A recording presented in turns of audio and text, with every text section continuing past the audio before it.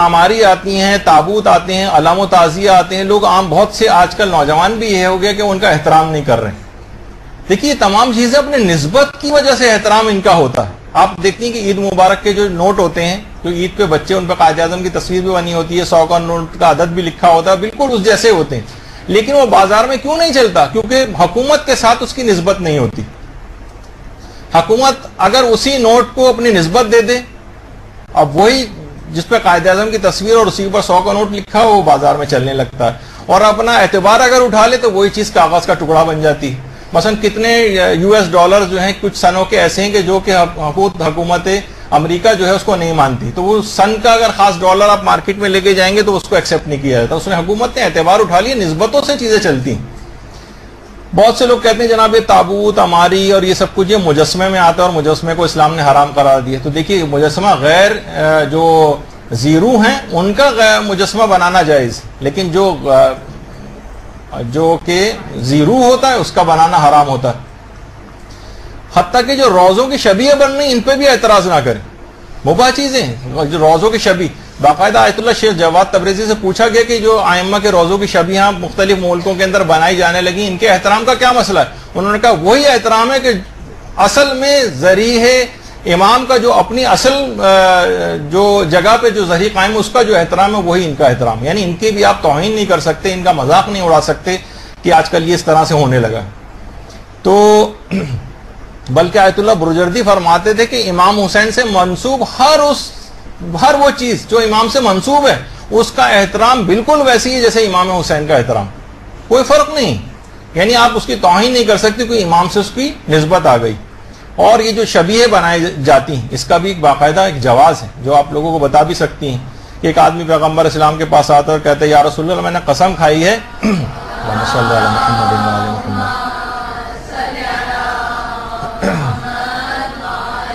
کہ میں جنت کی چوکھٹ کو بوسہ دوں گا اور حور کی پیشانی کو بوسہ دوں گا، اب میں اپنی قسم کو کیسے پورا کروں؟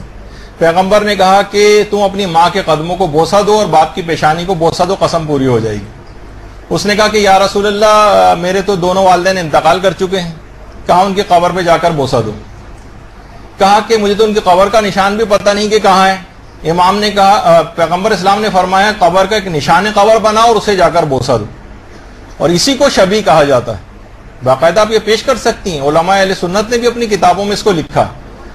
تو اور دیکھیے فقہ کا بھی ہمارے ایک مسلمہ مسئلہ ہے کہ نظر اور قسم جو کھائی جاتی ہے نا اس کا شرعی رجحان رکھنا ضروری، یعنی رجحان شرعی اس میں ہونا چاہیے، اور اگر رجحان شرعی نہیں ہے تو وہ قسم ساقط ہو جاتی ہے، ناقابل۔ اگر ایسا ہوتا کہ اس میں شرعی رجحان نہ ہوتا شبیہ بنانے میں تو پیغمبر کبھی بھی اس کو کہہ دیتے کہ یہ قسم ناقابل عمل ہے اور یہ ساقط ہو جاتی، اس کے ناقابل عمل ہونے کا پیغمبر حکم فرما دیتے، لیکن نشان قبر کو بوسہ دینے کا حکم فرمایا، اس سے شبیہ بنانے کا جواز ثابت ہوتا ہے۔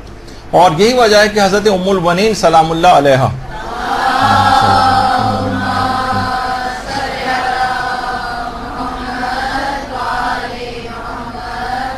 جو انتظار کرتی رہتی تھی کب، کیونکہ ام البنین واقع کربلا میں موجود نہیں تھی، وہ مدینہ ہی میں تھی، اور جس وقت اطلاع آئی تھی کہ ان کے سارے بیٹے جو ہیں امام حسین پر شہید ہو گئے تو ان کی بقی میں ان چاروں بیٹوں کی قبریں بنا کر اور امام حسین کی خیالی قبر بنا کر وہاں پہ بیٹھ کر گریہ کیا کرتی تھی۔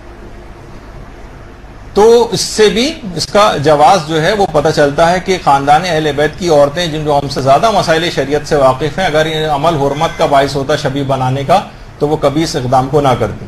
پھر ایک چیز ہوتی ہے زلجنہ کی، وہ تو خیر ہم لوگ کہتے ہیں کہ وہ تو چلیں بے جان چیزوں کی شبیہ تھی، آپ تو نا زلجنہ جو ایک جاندار ہے اس کی شبیہ بناتے ہیں، تو ہم اس پہ یہ کہتے ہیں کہ جاندار کی شبیہ بھی اس انداز کی بنانا کہ پیغمبر اسلام سے جب فرمائش کی تھی بچوں نے، امام حسن اور حسین نے، تو ان کے تقاضے پر پیغمبر اسلام جو ہے ناقہ بنے تھے، یعنی ناقے کی شبیہ بنے تھے۔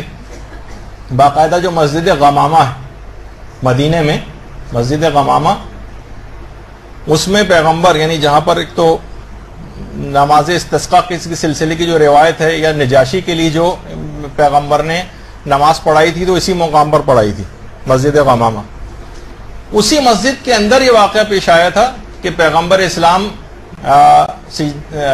نے بچوں کو ناقہ بن کے اس کی شبیہ بنے تھے اور ہاتھ پاؤں سے چل کے بھی دکھایا تھا. تو جب اصحاب پیغمبر نے کہ بچوں کو کہا کہ کتنی بہترین سواری ہے بچوں تمہاری, مبارک ہو تمہیں, تو پیغمبر نے فرمایا تھا کہ سواری کو نہ دیکھو بلکہ دیکھو کہ سوار کس قدر باعظمت ہے.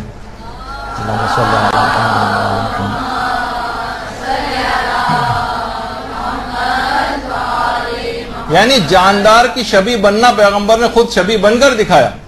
تو یہ مسجد غمامہ میں جب یہاں پر فضائل بیان ہوتے ہیں تو اسی وقت وہاں پر آ جاتے ہیں اور لوگوں کو روکتے ہیں علماء کو کہ یہاں پر یہ فضائل وغیرہ نہ بتائیں, ان کو ہٹایا جاتا ہے وہاں سے. اچھا, اس کے بعد ایک اور بڑی اچھی مثال ہے اس کی.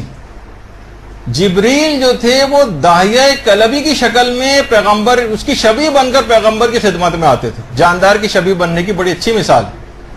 دیکھیے داہیہ کلبی, اچھا بات اور بتا دیجئے, ایک ہیں وہاب کلبی جو جن کا واقعہ کربلا میں ذکر ہے, جو عیسائی تھے اور ان کی بیوی, اور وہ عیسائی سے مسلمان ہوئے تھے, اس کے بعد واقعہ کربلا میں وہاب کلبی لڑکے شہید ہوئے. وہ وہاب کلبی پیغمبر کی خدمت میں جبریل کو جب آنا ہوتا تھا تو جس انسان کی شکل میں وہ آتے تھے وہ داہیہ کلبی ہیں, جس کو لوگ واہیہ کلبی کہتے ہیں. وہ واہیہ نہیں ہے, وہ داہیہ ہیں. وہ شاید لکھنے میں ایسا لگتا ہے تو وہ واہیہ کلبی کے نام سے مشہور ہوگا, ورنہ داہیہ کلبی.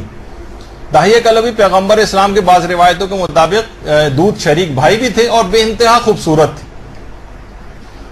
تو جبریل ان کی شکل میں آتے تھے. داہیہ کلبی کے متعلق ایران کے اندر کہا جاتا ہے کہ ان کی قبر مبارک وہاں پر ہے, اور کچھ لوگ دمشق میں بھی کہتے ہیں کہ ان کی قبر مبارک وہاں پہ, لیکن ایران میں باقاعدہ ان کی قبر پر ایک ذریعہ وغیرہ بھی قائم ہے. تو علماء نے کہا کہ معصوم دیکھیے خواہ نبی مرسل ہو یا امام ہو یا کوئی معصوم فرشتہ ہو, کبھی غیر شرعی کام نہیں کر سکتا. اگر شبیہ بننا یا شبیہ اس انداز کی بنانا یہ اگر ناجائز کام ہوتا تو کبھی بھی فرشتہ جو ہے جبرائیل وہ داہیہ کلبی کی شبیہ بن کے نہ آتا. تو بہرحال یہ لوگوں کے دماغوں میں شکوک و شبہات آج کل ہیں, نوجوان بچے سوال کر رہے ہیں, انٹرنیٹ پہ لوگوں کے ساتھ انٹریکشن میں ان کے دماغوں میں سوال پیدا ہوتے ہیں, تو چھوٹی چھوٹی یہ چیزیں بھی سامنے آ جائیں.